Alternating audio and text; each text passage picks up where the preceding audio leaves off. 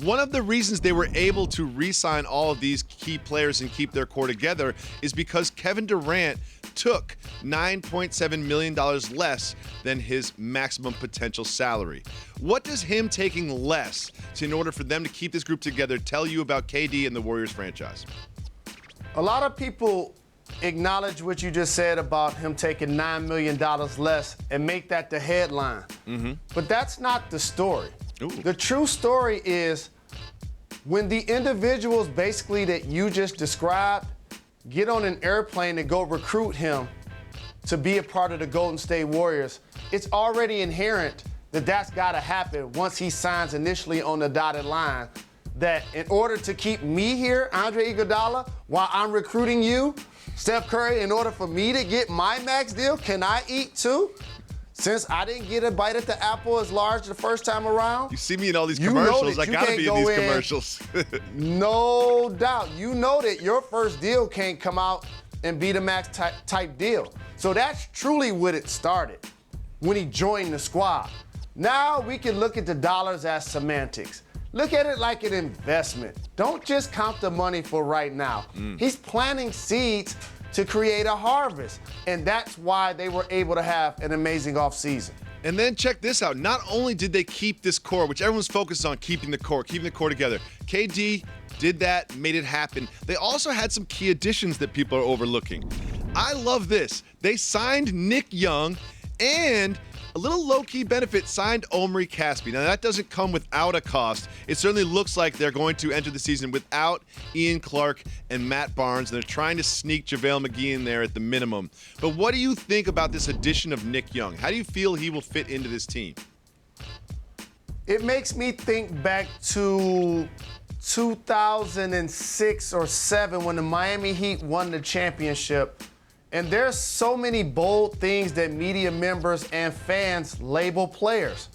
In particular, saying if they're losers or don't have what it takes to be champions, as I see Antoine Walker and Jason Williams win championships as a part of that team. Yep.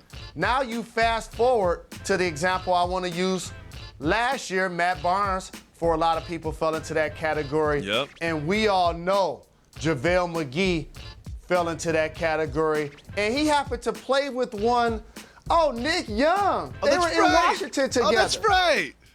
And they dominated a lot of blooper reels. So I just want to talk about that term and that overtone as it relates to professional athletes. You don't make it to the league without being one of the best.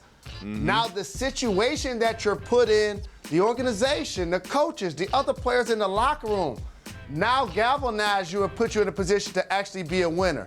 So like you, I'm happy for Nick Young because it's going to make everyone look at him different than they looked at the guy that would shoot a three-point shot in Los Angeles and turn and walk away from the crowd before the basketball goes in. And you make a really good point because you always talk about legacy and how important legacy is and how you'll be remembered. And if you look at a player like JaVale McGee, who was on the fringe of the NBA a year ago today, his legacy was going to be his bloopers, his mental mishaps, his Shaqtin' a Fool MVP, all of that. And you know what he's going to do for the rest of his life when someone brings that up to him? He's going to point to his ring. And somehow, just being on a team, whether you are the last guy on the bench or the lead scorer on the team, if you win the championship, you can always point to that forever. And it makes me happy. It warms my heart to see that happen to JaVale McGee, a Drew League veteran, a Drew League stalwart, and another Drew League stalwart. Hopefully it'll happen for Nick Young as well. Now, this is all very positive about the Warriors, and you know me, I like to go negative, right? We've got Klay Thompson. His contract is going to be up after 2019. You look at this core, you've got Draymond Green coming up a year later. It's almost impossible for them to have Durant, Curry, Thompson, Green, all on max deals. Can you see that core four break up when Klay Thompson's contract is up? It's not almost impossible. When you purchase a team that's basically quadrupled itself in value since you purchased the team. It's all about what the players hope to get accomplished. And when these fiscal conversations come up surrounding Klay Thompson and Draymond Green, I'm going to be the first person to stop them and hit the brakes because These guys are committed to winning. What? That's what it's all about for these two players. I don't think Klay or Draymond are now going to up and say, you know what, I'm going to leave Golden State to try to get more dollars. They have what it takes to continue to stagger deals, to make sure everybody gets paid, make sure everybody feels like they're getting their opportunity to maximize at their point of their career. But I don't think their squad is going to be broken up because of two things: selfishness, or because ownership does not want to pay luxury tax dollars. So here's the thing. I agree with you. Look, I think they will keep this core together for a long time, and I think they will win multiple championships in addition to the two they've already won. But there's a part of me that's kind of annoyed by that. Like, this team is almost too good. When I watch the Warriors, I root against them because I want to see something spectacular, which is them losing the game. Is there a part of you that feels the same way? Like, is there something annoying about having a team in this league that looks like they will dominate for years and years and not be challenged? Not at all, because they've earned that through the draft, keeping their core together, all of their players improving. I just saw Klay on the Kids' Choice Award standing on stage with Russell Wilson. He wasn't tripping at all. They have a kinship, they're comfortable in their own skin, and more importantly, they've created a bond that seems to be unbreakable. And how about this?